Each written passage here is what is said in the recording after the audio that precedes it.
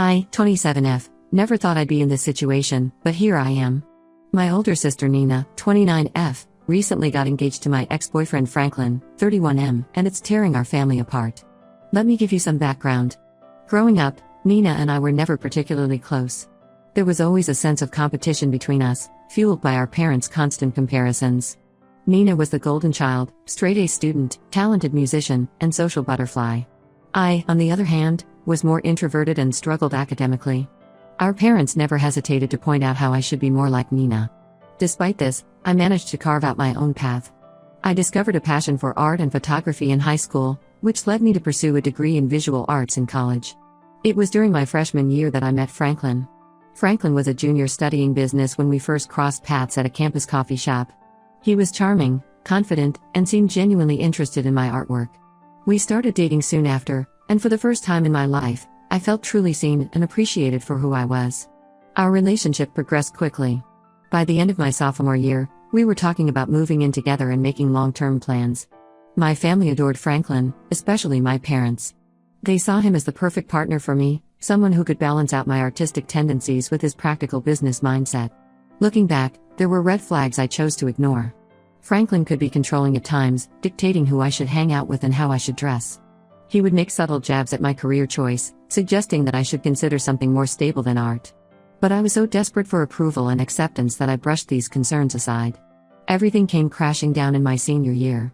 I had been working on a big photography project, spending long hours in the darkroom. One night, I finished earlier than expected and decided to surprise Franklin at his apartment. Instead, I was the one who got a surprise. I walked in on him in bed with a girl from his study group. I was devastated. The betrayal cut deep, not just because of the infidelity, but because Franklin had always insisted that I was being paranoid whenever I expressed concerns about his close relationship with this particular classmate.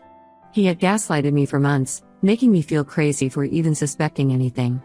When I broke things off with Franklin, my family's reaction was almost as painful as the breakup itself. Instead of supporting me, they seemed more concerned about losing Franklin. My mother actually said, "Are you sure you want to throw away a good thing over one mistake?" My father suggested that maybe if I had been more attentive and less focused on my hobby, Franklin wouldn't have strayed. Their reactions brought up all the insecurities and feelings of inadequacy I had struggled with growing up. It felt like once again, I was the disappointment, the one who couldn't hold on to a good thing. Nina, ever the perfect daughter, took it upon herself to comfort Franklin after our breakup, staying in touch with him despite my feelings. I spent the next few years focusing on healing and building my career. I moved to the city, got a job at a marketing firm where my visual arts background was actually appreciated, and started to rebuild my self-esteem. I even started dating again, although nothing serious. Then, about a month ago, Nina dropped the bombshell. She and Franklin had been secretly dating for the past year and had just gotten engaged. I felt like I had been punched in the gut. It wasn't just the betrayal from Nina, but the flood of memories and pain associated with Franklin that came rushing back. When I confronted Nina about it, her response was cold and dismissive. "It was a long time ago, you need to get over it," she said. Franklin and I connected on a deeper level. What you had was just a college fling. My parents, predictably, were over the moon about the engagement.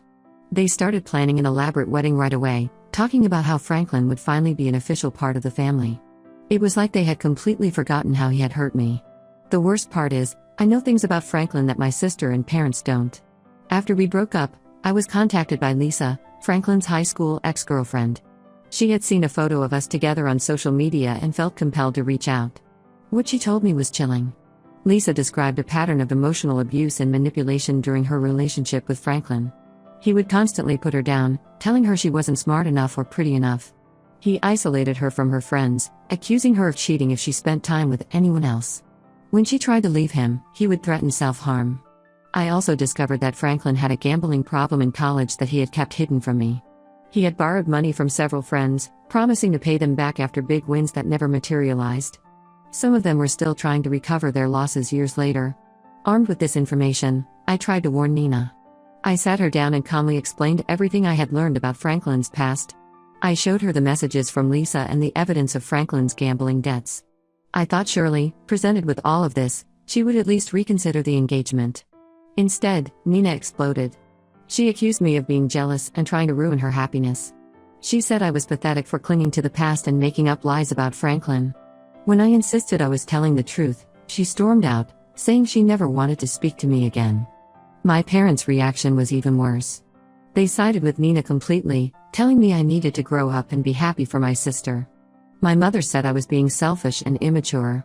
My father went as far as to say that if I couldn't support Nina and Franklin, I wasn't welcome at family gatherings anymore. They even uninvited me from the weekly family dinners we'd been having since I moved back to town. I was hurt, angry, and felt completely betrayed by my own family. It was like all the years of feeling second best to Nina came crashing down on me at once. In a moment of frustration and pain, I made a decision that would change everything. I wrote a long, detailed post on social media, exposing everything I knew about Franklin. I included screenshots of my conversations with Lisa, detailing the emotional abuse. I wrote about the gambling addiction and included messages from some of Franklin's former friends about the money he owed them. I laid out the whole sordid history of his cheating and manipulation. The post went viral almost immediately. It was shared hundreds of times, reaching far beyond my immediate circle. Franklin's family saw it. Our mutual friends from college saw it. Even some of Franklin's co-workers and business associates came across it. The fallout was swift and severe. Nina called me, screaming and crying, saying I had humiliated her. My parents left furious voicemails, calling me selfish and cruel for airing family business publicly. They said I was just jealous of Nina's happiness and trying to sabotage her relationship out of spite. Now, my entire immediate family has essentially disowned me. They're saying I'm no longer welcome at any family events, including Nina's wedding. My extended family is divided. Some think I did the right thing by exposing Franklin, while others say I went too far and should have kept quiet for the sake of family harmony. I don't regret making the post because I truly believe Nina needed to know the truth about Franklin before marrying him. But now I've lost my entire immediate family, and I'm not sure what to do next. The silence from them is deafening, and I'm grappling with feelings of isolation and doubt. Was I wrong for exposing Franklin's past so publicly? Should I have just kept my mouth shut and let Nina make her own mistakes? I'm feeling really lost and alone right now, torn between standing by my actions and wondering if I've gone too far. Update 1. It's been about 2 weeks since everything went down, and the situation has only gotten more complicated.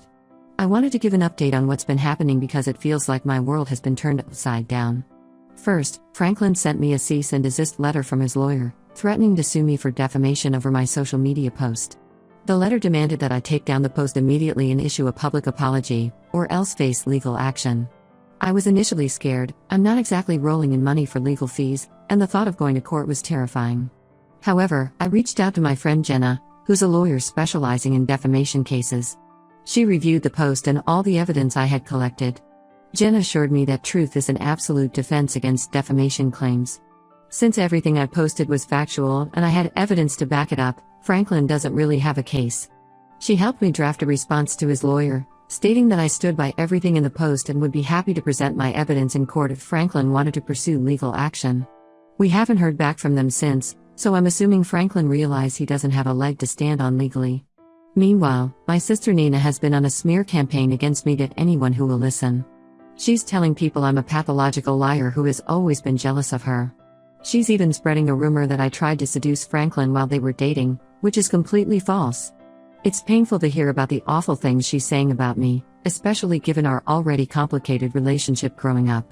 I've been thinking a lot about our childhood and how it's led us to this point. Nina was always the star of the family, top of her class, talented musician, popular with everyone. I was the quiet, artistic one who never quite measured up in our parents' eyes. I remember one particular incident when I was 14 and Nina was 16. I had worked really hard on a painting for a school art show and was excited to show my parents. But the art show happened to be on the same night as one of Nina's piano recitals. Without even discussing it with me, my parents decided we would all go to Nina's recital instead. When I got upset, they couldn't understand why I was making such a big deal out of a little hobby. I think that's part of why Nina's engagement to Franklin hit me so hard. It felt like once again, Nina was taking something that was important to me and making it about her. And once again, my parents were siding with her without any consideration for my feelings. Speaking of my parents, they're still furious with me. They left me a voicemail saying they're deeply ashamed of me and that I'm no longer their daughter. They said they're changing their will to remove me as a beneficiary. Honestly, I don't care about the money. I've been financially independent for years. But it stings to be so thoroughly rejected by my own parents. I've been replaying memories from my childhood, trying to understand how we got to this point. I remember my dad teaching Nina how to drive, spending hours practicing with her in empty parking lots. When it was my turn to learn, he was always too busy and told me to figure it out on my own. Or the time I got accepted into a prestigious summer art program in high school, and instead of being proud, my mom said, "That's nice, but it's not like it's going to lead to a real career." It's clear now that the dynamic in our family has always been unhealthy, with Nina placed on a pedestal and me constantly trying to prove my worth. This situation with Franklin has just brought all of those issues to the surface. The one silver lining in all this is that Franklin's ex-girlfriend from high school, Lisa, reached out to me. She thanked me for believing her about the abuse and having the courage to speak out. We met up for coffee and talked for hours about our experiences with Franklin. It was really validating to connect with someone who understood what I went through. Lisa told me that after seeing my post, several other women have come forward with similar stories about Franklin. Apparently, his pattern of emotional abuse and infidelity goes back even further than we realized. There was a girl from his college internship who he pressured into a relationship, then ghosted her when she got pregnant. Another woman from his grad school days said he borrowed thousands of dollars from her, promising to pay her back, but then blocked her on everything when she tried to collect. Lisa is thinking about starting a support group for Franklin's victims. She says it's been healing for her to connect with others who've had similar experiences, and she wants to create a safe space for people to share and heal together. As for the wedding, it's still on as far as I know. Nina is doubling down and saying this has only made her and Franklin's relationship stronger. She posted a long rant on social media about how haters and jealous people will never come between true love. It's clear she's in deep denial about who Franklin really is. I'm struggling with whether I should try to reach out to Nina one last time before the wedding. Part of me feels like I need to make one final attempt to open her eyes. But another part of me knows she's not ready to hear the truth and it will only lead to more drama and pain. For now, I'm focusing on healing and moving forward. I've started seeing a therapist to work through all the family trauma that this situation has brought up. I'm also reconnecting with old friends I had drifted away from while dealing with all this trauma. My college roommate Rachel has been especially supportive, even offering to let me stay with her for a while if I need to get away from everything. It's been a tough couple of weeks, but I'm trying to stay positive and remember that I did the right thing, even if my family can't see it right now. I keep reminding myself that sometimes doing the right thing doesn't feel good in the moment, but it's necessary for long-term healing and growth. Update 2. It's been about a month since my last update, and things have taken an unexpected turn. I wanted to fill everyone in on the latest developments because it feels like I'm on an emotional roller coaster. The biggest news is that my sister Nina finally called off her engagement to Franklin. It turns out that my social media post exposing his past had more of an impact than I realized. While Nina initially dismissed the allegations, she started doing some digging of her own.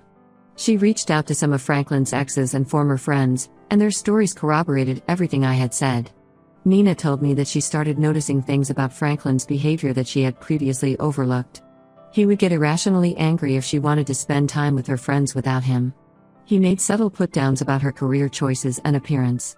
She caught him in several lies about where he had been and who he was with. The final straw came when Nina discovered Franklin had been secretly communicating with other women throughout their relationship. She found messages on his phone that proved he had been unfaithful multiple times. There were explicit photos, plans to meet up, and even discussions about a future together with one woman. Nina called me in tears to apologize for not believing me earlier. She admitted that she had been in denial and that her desire to have the perfect relationship had blinded her to Franklin's true nature. She said she felt foolish for falling for his manipulation and was struggling with feelings of shame and embarrassment. While things are still tense between us, we're slowly starting to rebuild our relationship. We've had some long, honest conversations about our childhood and the competition that always existed between us. Nina admitted that she often felt pressure to be perfect because our parents put her on such a pedestal, and she resented me for seeming more carefree and artistic. I shared with her how I always felt inadequate compared to her, and how our parents' constant comparisons had damaged my self-esteem. It was a difficult conversation, but it felt like we were finally seeing each other clearly for the first time in years. My parents, on the other hand, are still not speaking to me. They're embarrassed about having to call off the wedding and cancel all the elaborate plans they had made. Instead of admitting they were wrong about Franklin, they're doubling down and blaming me for ruining everything. They say if I had just kept quiet, Nina and Franklin would be happily married now. I heard through my aunt that my mom has been telling relatives that I always had a vivid imagination and implying that I made up or exaggerated the claims about Franklin out of jealousy. It's frustrating that they can't see how toxic that would have been for Nina to marry someone like Franklin. Franklin has essentially gone into hiding since everything came to light. I heard through mutual friends that he lost his job after his employer found out about his history of abusive behavior. Apparently, there had already been some complaints about him from female coworkers, and my post was the final straw. He's apparently left town, and no one seems to know where he's gone. The support group that Lisa started for Franklin's victims has really taken off. They've had several meetings now, and it's been healing for everyone involved to share their experiences and support each other. I've attended a couple of meetings myself, and it's been incredibly validating to hear other women describe the same patterns of behavior that I experienced with Franklin. One woman shared how Franklin had convinced her to invest her life savings in a can't-miss business opportunity that turned out to be a scam. Another talked about how he had isolated her from her family and friends, making her completely dependent on him emotionally and financially. Hearing these stories made me realize even more how dangerous Franklin could have been for Nina if they had gotten married. As for me, I'm doing better. Therapy has been really helpful in processing everything that's happened. I'm learning to set boundaries and stand up for myself, even when it's difficult. My therapist has helped me understand that my worth isn't determined by my family's approval, which has been a hard but important lesson to internalize. I've also been focusing on my career and recently got a promotion at work. My boss praised my creativity and problem-solving skills, which felt especially good given how my parents always dismissed my artistic abilities. I'm starting to feel more confident in my choices and my path in life. While I'm sad about the rift with my parents, I'm trying to accept that I can't control their reactions. I know I did the right thing by exposing the truth, even if they can't see it. For now, I'm surrounding myself with supportive friends and chosen family who appreciate me for who I am. It's been a roller coaster few months, but I'm cautiously optimistic about the future. I'm proud of myself for standing my ground and speaking the truth, no matter the cost. While I hope my parents will come around eventually, I'm prepared to move forward with or without their support. Update 3. It's been 6 months since my last update, and I wanted to share some final thoughts on how everything has played out. Nina and I have continued to work on rebuilding our relationship. It's been a slow process, but we're making progress. She's in therapy now to work through her issues from the relationship with Franklin and to understand why she was drawn to someone so toxic. We've had some really honest conversations about our childhood and family dynamics that have been eye-opening for both of us. Last month, Nina invited me over to her place for dinner. It was the first time we'd spent one-on-one time together in years. We talked for hours, sharing memories from our childhood and discussing how our parents' behavior had shaped us. Nina admitted that she had always been jealous of my artistic abilities and my courage to pursue a creative career. I confessed that I had envied her academic success and our parents' obvious pride in her accomplishments. It was a breakthrough moment for us, realizing that we had both been struggling with our own insecurities all these years. My parents are still not speaking to me directly, but they've started to soften their stance a bit. They sent me a birthday card last month, the first contact we've had in nearly a year. It was just a generic store-bought card with no personal message, but I see it as a tiny step in the right direction. My aunt told me that Mom has stopped bad-mouthing me to relatives, which I suppose is progress of a sort. I'm not holding my breath for a full reconciliation anytime soon, but I'm leaving the door open if they ever want to talk. I've realized that I can't force them to see things from my perspective or to apologize for years of favoritism and emotional neglect. All I can do is continue to work on myself and be open to the possibility of repairing our relationship if they're ever willing to meet me halfway. The Franklin situation has finally died down for the most part. The last I heard, he had moved to another state and was trying to reinvent himself. A mutual friend ran into him recently and said he was working as a car salesman and claimed to have found God. I hope for everyone's sake that he's genuinely changed, but I'm skeptical. Katie's support group is still going strong and has even expanded to include victims of other abusers. They're doing great work in raising awareness about emotional abuse and helping survivors heal. I still attend meetings occasionally, and it's incredible to see how far everyone has come in their healing journeys. As for me, I'm in a really good place now. I've come to terms with the fact that I may never have the close family relationship I once hoped for. But I've built a strong network of friends who have become my chosen family. Last weekend, we had a big potluck dinner at my place, and as I looked around at all the smiling faces, I realized that this is what true family feels like, people who accept and support you unconditionally. I'm excelling at work and was recently headhunted for an amazing new job opportunity in another city. It's a senior position at a prestigious advertising agency, and they were particularly impressed by my portfolio of artwork-inspired campaigns. It feels vindicating to have my artistic background recognized as an asset rather than a liability. I've also started dating again for the first time since all this happened. I'm taking things slow and being very cautious about who I let into my life.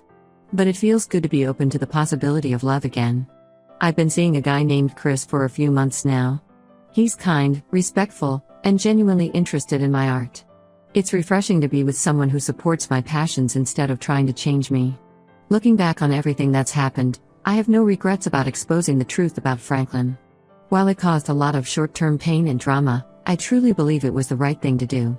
My sister was saved from a potentially abusive marriage, and other women were spared from becoming Franklin's victims. I've learned a lot about standing up for what's right, even when it's difficult. I've also learned the importance of surrounding yourself with people who support and believe in you, whether they're blood relatives or not.